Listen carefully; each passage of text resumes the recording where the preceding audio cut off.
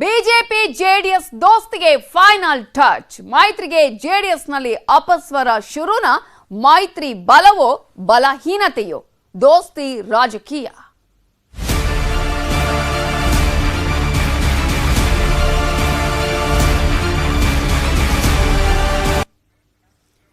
ಲೋಕಸಮರಕ್ಕೆ JDS BJP ದೋಸ್ತಿ. ಮೈತ್ರಿಯ ಬಗ್ಗೆ ಇವತ್ತು ಜೆಡಿಎಸ್ ಅಭಿಪ್ರಾಯ ಸಂಗ್ರಹವನ್ನ ಮಾಡಲಿದೆ.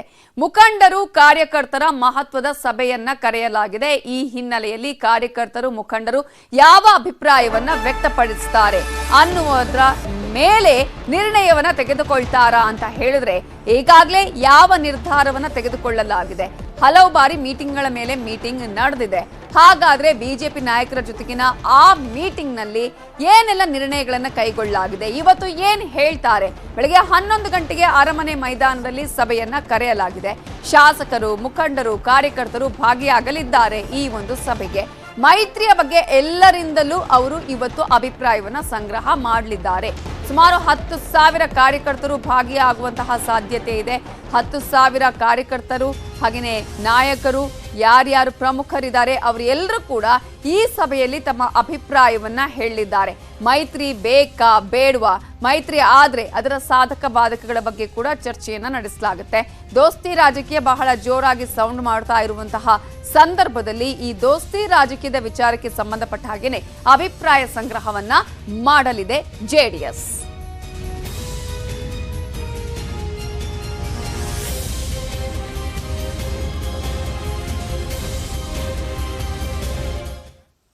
ಬಿಜೆಪಿ ಜೆಡಿಎಸ್ ಮೈತ್ರಿಯ ಬಗ್ಗೆ ಈಗಾಗಲೇ ಸಾಕಷ್ಟು ಬೆಳವಣಿಗೆಗಳು ನಡೀತಾ ಇರೋದನ್ನ ನಾವು ಗಮನಿಸ್ತಾ ಇದ್ವಿ. ನಾಯಕರ ಪ್ರತಿಕ್ರಿಯೆಗಳನ್ನ ಕೂಡ ನಾವು ಗಮನಿಸ್ತಾ ಇದ್ವಿ. ಹಾಗಾದ್ರೆ ಬಿಜೆಪಿ ಮತ್ತು ಜೆಡಿಎಸ್ ಮೈತ್ರಿಯ ವಿಚಾರಕ್ಕೆ ಸಂಬಂಧಪಟ್ಟ ಹಾಗೆ ಇನ್ನಷ್ಟು ಮಾಹಿತಿಯನ್ನ ನಾವು ಕೊಡ್ತಾ ಹೋಗ್ತೀವಿ.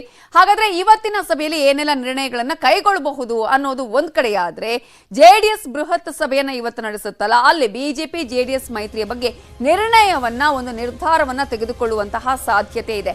ಮೈತ್ರಿ ಬೇಕಾ ಬೇಡವಾ? ಕುಮಾರಸ್ವಾಮಿ ಅವರು ನಿನ್ನೆ ಹೇಳ್ತಾ ಇದ್ರು, ಇನ್ನು ಕೂಡ ಪ್ರಾಥಮಿಕ ಹಂತದಲ್ಲಿದೆ ಚರ್ಚೆ ಅನ್ನುವಂತಹ ವಿಚಾರವನ್ನ ಹೇಳ್ತಾ ಇದ್ರು. ಆದ್ರೆ ಬಿಜೆಪಿ ಕಡೆ ನಾವು ನೋಡಿದ್ರೆ ಯಡಿಯೂರಪ್ಪರ ಆದಿಯಾಗಿ ಈಗಾಗಲೇ ಮೈತ್ರಿ ಆಗತ್ತೆ ಅನ್ನುವಂತಹ ವಿಚಾರವನ್ನ ಸ್ಪಷ್ಟ ಮಾಡಿದ್ದಾರೆ. ಸಭೆಯಲ್ಲಿ ಮೈತ್ರಿ ಕುರಿತಂತೆ ಇವತ್ತು ಅಭಿಪ್ರಾಯವನ್ನ ಸಂಗ್ರಹ ಮಾಡ್ತಾರೆ. ಬೇಕಾ ಬೇಡವಾ ಅನ್ನುವಂತಹ ವಿಚಾರ, ಆದ್ರೆ ಏನು, ಸಾಧಕ ಬಾಧಕಗಳು ಏನೇನು, ಮೈತ್ರಿ ಯಾಕೆ ಅನಿವಾರ್ಯ ಅನ್ನೋದರ ಬಗ್ಗೆ ಕೂಡ ಇವತ್ತು ಈ ಸಭೆಯಲ್ಲಿ ಮನವರಿಕೆ ಮಾಡುವಂತಹ ಸಾಧ್ಯತೆ ಕೂಡ ಇದೆ. ಇನ್ನು ಈಗಾಗಲೇ ಮೈತ್ರಿಕೂಟ, ವಿರೋಧ ಪಕ್ಷದ ಮೈತ್ರಿಕೂಟವನ್ನು ನಾವು ಗಮನಿಸೋದಾದ್ರೆ INDIA ಈ ಒಕ್ಕೂಟದಿಂದ ಈಗಾಗಲೇ ಜೆಡಿಎಸ್ ಅನ್ನ ದೂರ ಬಿಟ್ಟಿರೋದನ್ನ ಗಮನಿಸಬಹುದು. ಇಷ್ಟು ವರ್ಷಗಳ ಕಾಲ ಎಲ್ಲರೂ ಒಟ್ಟಾಗಿದ್ರು, ಆದ್ರೆ ಈ ಸಲ ಜೆಡಿಎಸ್ ಅನ್ನ ದೂರ ಇಡಲಾಗಿದೆ. ಸೊ ಜೆಡಿಎಸ್ ಇಬ್ಬಾಗಕ್ಕೆ ಕಾಂಗ್ರೆಸ್ ಇಲ್ಲಿ ಯತ್ನವನ್ನ ಮಾಡ್ತಾ ಇದೆ ಅನ್ನುವಂತಹ ಆರೋಪ ಕೂಡ ಬಹಳ ಬಲವಾಗಿ ಕೇಳಿ ಬಂದಿರುವುದನ್ನ ನಾವು ಗಮನಿಸಬಹುದು. ಕಾಂಗ್ರೆಸ್ ಪಕ್ಷವನ್ನ ಮಣಿಸೋದಿಕ್ಕೆ ಮೈತ್ರಿ ಅನಿವಾರ್ಯ ಅನ್ನೋದನ್ನ ಕಾರ್ಯಕರ್ತರಿಗೂ ಕೂಡ ಹೇಳುವಂತಹ ಪ್ರಯತ್ನವನ್ನ ಮಾಡಬಹುದು ಇವತ್ತಿನ ಸಭೆಯಲ್ಲಿ. ಏನೋ ಇಷ್ಟು ಮಾತ್ರ ಅಲ್ಲ, ಕೇವಲ ಲೋಕಸಭೆಗೆ ಮಾತ್ರನೇ ಈ ಮೈತ್ರಿ ಅಂತ ಹೇಳಿದ್ರೆ ಖಂಡಿತ ಅಲ್ಲ. ಸ್ಥಳೀಯ ಸಂಸ್ಥೆಯ ಚುನಾವಣೆಗೂ ಕೂಡ ಮೈತ್ರಿಯನ್ನ ಮಾಡಿಕೊಳ್ಳುವ ಬಗ್ಗೆ ಪ್ರಸ್ತಾಪವನ್ನ ಮಾಡುವಂತಹ ಸಾಧ್ಯತೆ ಇದೆ. ಸರ್ಕಾರದ ವಿರುದ್ಧ ಹೋರಾಟಕ್ಕೆ ಬ್ಲೂ ಪ್ರಿಂಟ್ ಮಾಡುವಂತಹ ಆ ಒಂದು ಬ್ಲೂ ಪ್ರಿಂಟ್ ನ ರಚನೆ ಆಗುವಂತಹ ಸಾಧ್ಯತೆ ಕೂಡ ಇವತ್ತಿನ ಸಭೆಯಲ್ಲಿ ನಿಚ್ಚಳವಾಗಿರುವುದನ್ನ ಗಮನಿಸಬಹುದು.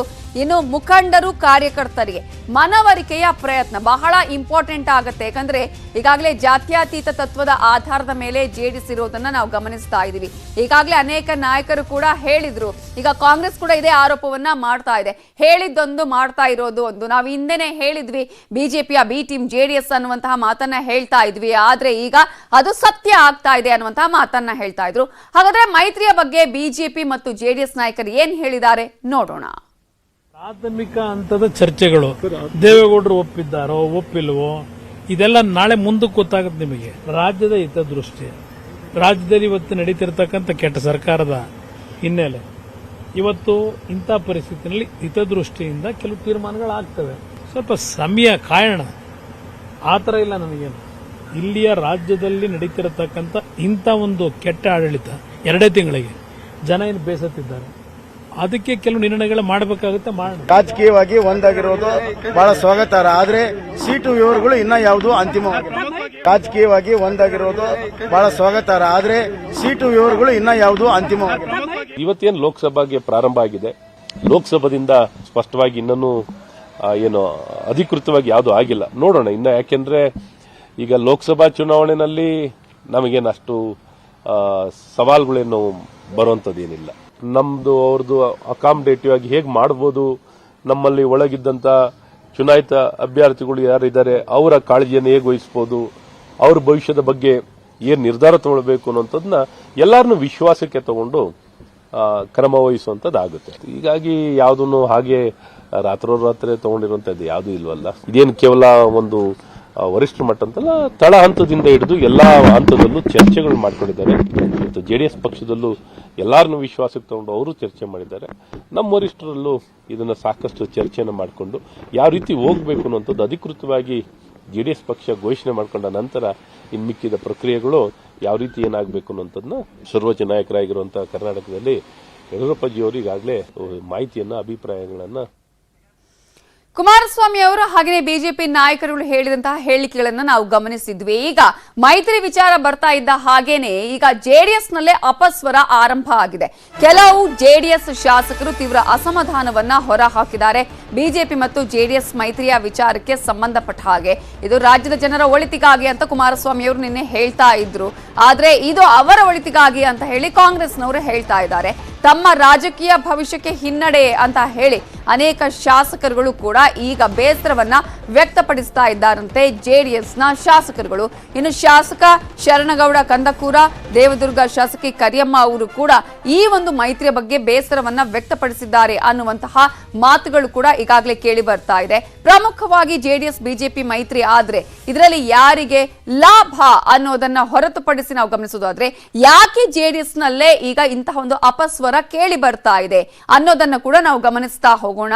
ಜೆಡಿಎಸ್ ನಲ್ಲಿ ಈಗ ಬಿಜೆಪಿ ಜೊತೆ ಮೈತ್ರಿ ಮಾಡ್ಕೊಳ್ತಾರೆ ಅನ್ನುವಂತಹ ವಿಚಾರ ಹೊರಬಿದ್ದ ತಕ್ಷಣವೇ ಶಾಸಕರು ತಮ್ಮ ನೋವನ್ನ, ಅಸಮಾಧಾನವನ್ನ, ಬೇಸರವನ್ನ ಹೊರ ಹಾಕ್ತಾ ಇದ್ದಾರೆ.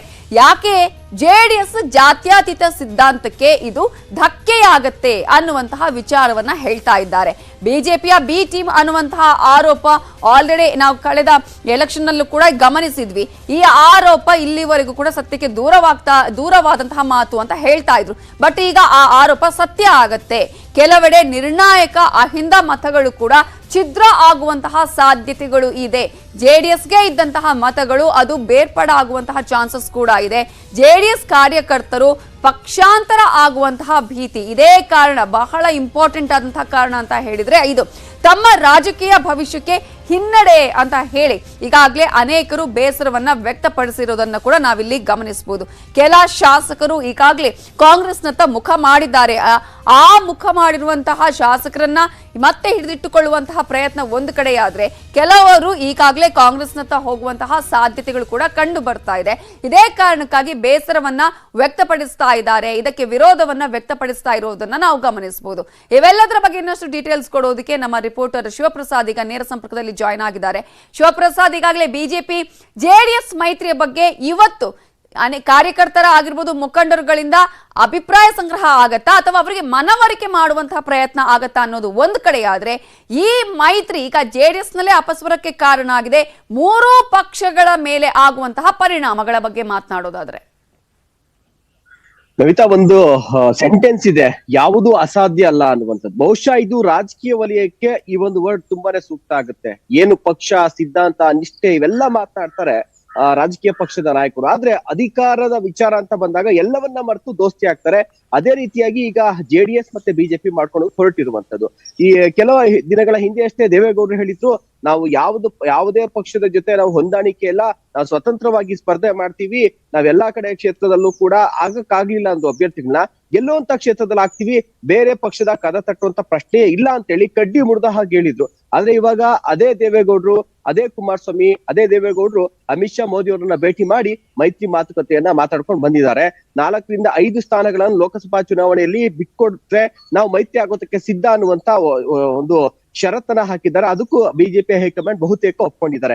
ಆದ್ರೆ ಇದು ಈ ಒಂದು ವರಿಷ್ಠರ, ಜೆಡಿಎಸ್ ಪಕ್ಷದ ವರಿಷ್ಠರು ತೆಗೆದುಕೊಂಡಿರುವಂತಹ ನಿರ್ಧಾರಕ್ಕೆ ಎಲ್ಲ ಒಂದು ಕಡೆ ಶಾಸಕರು ತಮ್ಮ ಅಸಮಾಧಾನವನ್ನ, ಎಲ್ಲರೂ ಅಲ್ಲ ಕೆಲವರು ಅಸಮಾಧಾನವನ್ನ ವ್ಯಕ್ತಪಡಿಸ್ತಾ ಇದ್ದಾರೆ. ಈಗ ಯಾಕಂದ್ರೆ ಲೋಕಸಭಾ ಚುನಾವಣೆ ಮೈತ್ರಿನೂ ಆಗುತ್ತೆ, ಆದ್ರೆ 5 ಸೀಟ್ ಕೇಳಿದ್ದಾರೆ, 4 ಸೀಟ್ ಕೊಡೋದಕ್ಕೆ ಬಿಜೆಪಿ ಒಪ್ಕೊಂಡಿದೆ.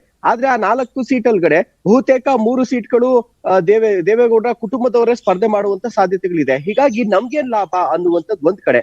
ಜೊತೆಗೆ ತಾವು ಗೆದ್ದಿರುವಂತದ್ದು ಏನಿದೆ ಪಕ್ಷದ ಸಿದ್ಧಾಂತಗಳ ಮೇಲೆ ಗೆದ್ದಿರ್ತಾರೆ, ಕೆಲವು ವೈಯಕ್ತಿಕ ಒಂದು ವರ್ಚಸ್ಸಿಂದಲೂ ಕೂಡ ಗೆದ್ದಿರ್ತಾರೆ. ಸೊ ಅದೇ ರೀತಿಯಲ್ಲಿ ಇದಕ್ಕೆ ಅಂದ್ರೆ ನಮ್ಮ ಪಕ್ಷದ ಸಿದ್ಧಾಂತ ಇದೆಯಲ್ಲ, ಸೊ ಆ ಒಂದು ಜಾತ್ಯತೀತ ಸಿದ್ಧಾಂತಕ್ಕೆ ಬಿಜೆಪಿ ಜೊತೆ ಹೋಗಿ ಕೈ ಜೋಡಿಸುವಂತದ್ದು ನಮ್ಗೆ ತೊಂದರೆ ಆಗುತ್ತೆ, ಮುಂದೆ ನಮ್ಮ ಭವಿಷ್ಯಕ್ಕೆ ಕಷ್ಟ ಆಗುತ್ತೆ, ಮುಂದಿನ ಚುನಾವಣೆಗಳಲ್ಲಿ ನಾವು ಗೆಲ್ಲುವಂತದ್ದು ಕಷ್ಟ ಆಗುತ್ತೆ, ಜೊತೆಗೆ ಕ್ಷೇತ್ರದಲ್ಲಿ ನಮ್ಗಿರುವಂತ ಇಮೇಜ್ ಕೂಡ ಹಾಳಾಗುತ್ತೆ ಅನ್ನುವಂಥದ್ದು ಒಂದಿಬ್ರು ಶಾಸಕರು, ಅದು ಶರಣಗೌಡ ಕಂದನೂರ್ ಆಗಿರ್ಬೋದು, ಕರಿಯಮ್ಮ ಆಗಿರ್ಬೋದು, ಇನ್ನು ಇತರ ಶಾಸಕರು ಕೂಡ ತಮ್ಮ ಅಸಮಾಧಾನವನ್ನು ವ್ಯಕ್ತಪಡಿಸಿರುವಂತದ್ದು ಒಂದ್ ಕಡೆ.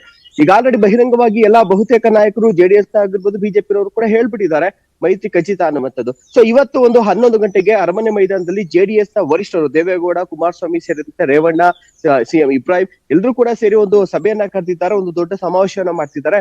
ಸೊ ಇಲ್ಲಿ ಅಭಿಪ್ರಾಯವನ್ನ ಸಂಗ್ರಹ ಮಾಡುವಂತದ್ದು ಈಗ ಆಲ್ರೆಡಿ ಎಲ್ಲ ಬಹಿರಂಗವಾಗಿ ಮಾಧ್ಯಮಗಳ ಮುಂದೆ ಹೇಳಾಗೋಗಿದೆ. ಇನ್ನ ದೊಡ್ಡವರೇ ನಾವು ಈಗ ಮೈತ್ರಿ ಮಾಡ್ಕೊಂತೀವಿ ಅಂತ ಹೇಳಾದ್ಮೇಲೆ ಇನ್ನ ಶಾಸಕರು ಏನ್ ಹೇಳ್ತಾರೆ, ಕಾರ್ಯಕರ್ತರು ವಿರೋಧ ವ್ಯಕ್ತಪಡಿಸ್ತಾರ? ಸೊ ಇನ್ ಕೇಸ್ ಏನಾದ್ರು ವಿರೋಧವನ್ನ ವ್ಯಕ್ತಪಡಿಸಿದ್ರೆ ಈಗ ಯಾವ ಒಂದು ಕಾರಣಕ್ಕೆ ನಾವು ಮೈತ್ರಿಯನ್ನ ಮಾಡ್ಕೊಳ್ತಾ ಇದೀವಿ, ಅನಿವಾರ್ಯ ಪರಿಸ್ಥಿತಿ ಇರುವಂತದ್ದು. ಜೊತೆಗೆ ಮುಂಬರುವಂತ ಚುನಾವಣೆಯಲ್ಲಿ, ಯಾಕಂದ್ರೆ ಕಳೆದ ಬಾರಿಯ ಲೋಕಸಭಾ ಚುನಾವಣೆಯಲ್ಲಿ ಒಂದೇ ಸ್ಥಾನವನ್ನ ಗೆದ್ದಿದ್ದು, ಹೆಚ್ಚಿನ ಸ್ಥಾನವನ್ನ ಗೆಲ್ಲಬೇಕು ಅಂತಂದ್ರೆ ಈ ಒಂದು ಮೈತ್ರಿ ಅನಿವಾರ್ಯ. ಸದ್ಯ ಬಲಿಷ್ಠವಾಗಿರುವಂತಹ ಕಾಂಗ್ರೆಸ್ ಅನ್ನ ಸೋಲಿಸಬೇಕು ಅಂತಂದ್ರೆ ಈ ಒಂದು ಮೈತ್ರಿ ಅನಿವಾರ್ಯ ಅನ್ನುವಂತಹ ಸಂದೇಶವನ್ನ ಇವತ್ತಿನ ಸಭೆಯಲ್ಲಿ, ಸಮಾವೇಶದಲ್ಲಿ ಕಾರ್ಯಕರ್ತರಿಗೆ ಹಾಗೂ ಶಾಸಕರಿಗೆ ಕೊಡುವಂತ ಸಾಧ್ಯತೆಗಳು ಇರುವಂತದ್ದು. Navita, okay, thank you Shivaprasad ಡೀಟೇಲ್ಸ್ಗೆ. ಜೆಡಿಎಸ್ ಬಿಜೆಪಿ ಮೈತ್ರಿಗೆ ಕಾಂಗ್ರೆಸ್ ನಾಯಕರು ಏನ್ ಹೇಳ್ತಾರೆ ನೋಡೋಣ. ಗೌಡರು ಮತ್ತು ನರೇಂದ್ರ ಮೋದಿ ಅವರು ಕೈ ಹಿಡ್ಕೊಂಡಿದ್ದನ್ನು ನೋಡಿದ್ದೇನೆ. ಬಹುಶಃ ಈಗ ಅವರು ಇಬ್ಬರು ಒಂದಾಗಬೇಕು ಅಂತಕ್ಕಂಥ ಪ್ರಯತ್ನ ಮಾಡ್ತಾ ಇದ್ದಾರೆ. ಅದರಲ್ಲಿ ಯಾವ ರೀತಿಯಾಗಿ ಅವರ ಅಲೈನ್ಸ್ ಅಂದರೆ ಎಷ್ಟು ಸೀಟಿನ ಮೇಲೆ ಫಾರ್ಮ್ ಆಗ್ತದೋ ಅಥವಾ ಎಷ್ಟು ಯಾವ್ಯಾವ ಸೀಟ್ ಅವ್ರು ಕೇಳ್ತಾರೋ ಇವ್ರು ಯಾವ ಕೊಡ್ತಾರೋ ಇನ್ನೂ ಸ್ಪಷ್ಟ ಆಗಿಲ್ಲ. ಬಹುಶಃ ಮೋರ್ ಆರ್ ಲೆಸ್ ಅವರಿಬ್ಬರು ಒಂದು ಆಗ್ಬೋದು ಅಂತಕ್ಕಂಥ ಲಕ್ಷಣಗಳು ಕಾಣ್ತಾ ಇವೆ. ನಮಗೆ ಯಾರೂ ಹತ್ತಿಡೋಕ್ಕೆ ಇಲ್ಲ. ನಾವು ಮೊದಲಿಂದ ಪ್ರಯತ್ನ ಮಾಡ್ತಾ ಇದ್ದೇವೆ, ನಮ್ಮ ಕಾಲಿನ ಮೇಲೆ ನಾವು ನಿಂತು ಚುನಾವಣೆ ಮಾಡಬೇಕು ಅಂತೇಳಿ. ಇದು ಕರ್ನಾಟಕದಲ್ಲಿ ನಾನು JDSನ BJP ಬಿ ಟೀಮ್ ಅಂತ ಕರೀತಿದ್ದೆ. ಈಗ ಸಾಬೀತಾಗ್ತಾ ಇದೆಯಲ್ಲೇನಪ್ಪ, ಅದಕ್ಕೆ JDSನವರು ನನ್ನ ಮೇಲೆ ಕೋಪಿಸ್ಕತ್ತಿದ್ರು. ಬಿ ಟೀಮ್ ಅಂತ ಹೇಳಿದ್ರೆ ಈ ಜಾತ್ಯತೀತ ಅಂತ ಹೆಸರಿಟ್ಕೊಂಡಿರೋರು ಕೋಮುವಾದಿಗಳ ಜೊತೆ ಸೇರ್ಕೊಂಡಿದ್ದಾರೆ. ಸೊ ದೇವೇಗೌಡರು ಯಾವ ಕಾರಣಕ್ಕೂ ನಾವು ಯಾವ ಪಕ್ಷದ ಜೊತೆಲೂ ಹೊಂದಾಣಿಕೆ ಮಾಡ್ಕೊಳ್ಳಲ್ಲ ಅಂತ ಹೇಳ್ತಿದ್ರು. ಈಗ GT ದೇವೇಗೌಡನ ಕೈಲಿ ಹೇಳಿಸೋರೆ ಪಕ್ಷದ ಉಳಿವಿಗೋಸ್ಕರ ಸೇರ್ಕೊತಾ ಇದ್ದೀವಿ ಅಂತ. ಅಂದ್ರೆ ಇವ್ರಿಗೇನು ಯಾವ ಸಿದ್ಧಾಂತ ಇಲ್ಲ, ಏನಿಲ್ಲ ಅಂತ ಆಯ್ತಲ್ಲ. ಕುಮಾರಸ್ವಾಮಿ ಅವರು ಹೇಳಿದ್ರು, ದೇವೇಗೌಡರು ಹೇಳಿದ್ರು ನಾವು ಇಂಡಿಪೆಂಡೆಂಟ್ ಹೋಗ್ತೀವಿ ಅಂತ ಹೇಳಿದ್ರು. ಈಗ ಅವರು ಸ್ಟ್ಯಾಂಡ್ ಬದಲಾವಣೆ ಮಾಡಿರೋದು ಕಾಣ್ತಾ ಇತ್ತು. ನನಗೆ ಅಫಿಷಿಯಲ್ ಆಗಿ ಅವರೇನು ಹೇಳಿಲ್ಲ. ಆಸ್ ಎ ರಾಜಕೀಯ ಪಾರ್ಟಿ ಅವರು ಏನೇನು ಸ್ಟ್ಯಾಂಡ್ ಇದೆ ಅಂದ್ರೆ ಅದ್ರ ಬಗ್ಗೆ ರಿಯಾಕ್ಟ್ ಮಾಡಬೇಕಾದವರು ಕೆಲವು ಲೀಡರ್ಗಳು ರಿಯಾಕ್ಟ್ ಮಾಡ್ತಾರೆ. ಅವರು ಜೊತೆಗಾರು ಹೋಗ್ಲಿ, ಬೇರೆ ಯಾರು ಹೋಗ್ಲಿ, ಅದು ಅವ್ರಿಗೆ ಬಿಟ್ಟಿದ್ದು. ಕುಮಾರಸ್ವಾಮಿ ಅವರು ಏನು ಹಿಂದೆ ಹೇಳಿದ್ರಲ್ಲ, ದೇವೇಗೌಡರು ಏನು ಹೇಳಿದ್ರಲ್ಲ, ಅದನ್ನ ಯಾಕೆ ನೀವು ರಿಪ್ಲೈ ಮಾಡ್ತಾ ಇಲ್ಲ? ಒಂದೊಂದ್ ದಿನ ಒಂದೊಂದು ಮಾತಾಡ್ತಾ ಇದ್ದಾರೆ ತಾನೆ. ಸ್ಪಷ್ಟವಾಗಿ ನಮ್ಗೇನು ಅಭ್ಯಂತರ ಇಲ್ಲ. ಡೇ 1 ಇಂದ ನಮ್ಗೆ ಗೊತ್ತು ಅವ್ರ ಪೊಲಿಟಿಕಲ್ ಸರ್ವರ್ಗೆ ಅವ್ರು ಏನ್ ಬೇಕಾದ್ರೂ ಮಾಡ್ಕೊಳ್ಳಿ, ನಮ್ದೇನು ಅಭ್ಯಂತರ ಇಲ್ಲ. ನಾವು ತಲೆ ಕೆಡಿಸ್ಕೊಳ್ಳೋಕ್ಕೂ ಹೋಗ್ತಾ ಇಲ್ಲ. ಹಿಂದೇನೂ ತಲೆ ಕೆಡಿಸ್ಕೊಂಡಿಲ್ಲ, ಈಗೂ ತಲೆ ಕೆಡಿಸ್ಕೊಳ್ಳೋದಿಲ್ಲ, ಮುಂದಕ್ಕೂ ತಲೆ ಕೆಡಿಸ್ಕೊಳ್ಳೋದಿಲ್ಲ.